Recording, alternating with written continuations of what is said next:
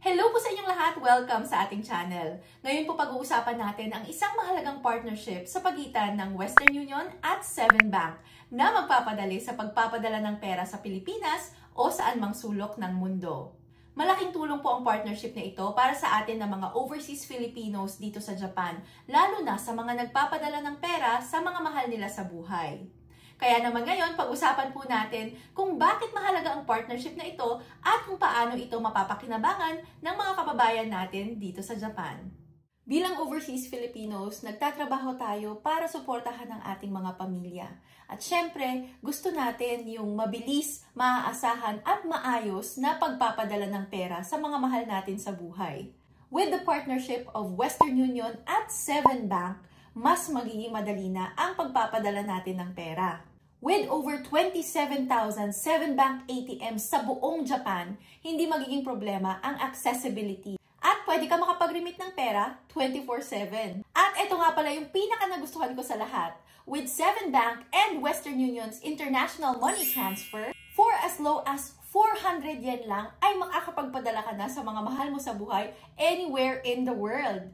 Take note na zero ang babayaran nyo sa transfer fee or deposit fee. As in, yung remittance fee lang talaga ang babayaran nyo for your transaction. Unlike sa ibang money transfer services na kailangan mo pang magbayad ng deposit fee or transfer fee plus yung remittance fee or transaction fee. So, doble-doble yung binabayaran yung fees. Sa Seven Bank and Western Union International Money Transfer Service, isang fee lang ang babayaran nyo at yun ang remittance fee for as low as 400 yen. Ang galing, di ba? Sa remittance fees pa lang, nakatipid na tayo, kaya talagang panalo ang partnership na to. And that being said, tara't mag-open na tayo ng account sa Seven Bank para magkaroon din tayo ng Seven Bank debit card. So, para makapag-register, punta lang tayo sa entry.sevenbank.co.jp/en. Ayan. Tapos, pindutin lang natin ito and ito.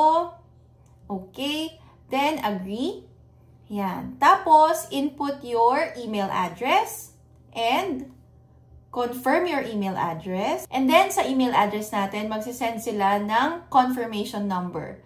Type lang natin dito yung confirmation number. Ayan. Okay. So, ngayon naman, kailangan natin i-upload yung ating My Number card. So, mas makakabuti, no, kung beforehand ay picturean nyo na po yung inyong My Number card, front and back, at saka yung inyong residence card, front and back na din. Ayan. So, dito ilalagay lang natin syempre yung ating mga complete details. Dito naman, input your name in katakana. Ayan. Then, your mobile phone number. Ayan, and then, proceed to card information. Yan, so dito, sabi free ang debit card application. Ito kasing debit card nila ay pwede nang ipangbayad sa pagsha-shopping or sa pagkain sa restaurant, ganyan. Ang kagandahan dito is hindi kayo mangangamba na mag-over kayo sa budget nyo kasi kung ano lang yung laman ng card nyo, ng debit card nyo, yun lang yung gagastusin ninyo. Ayan. So, okay, pili tayo. Pwedeng standard or itong bonolon. Cute din siya, no? Pero I think doon na lang ako sa standard na with nana ko.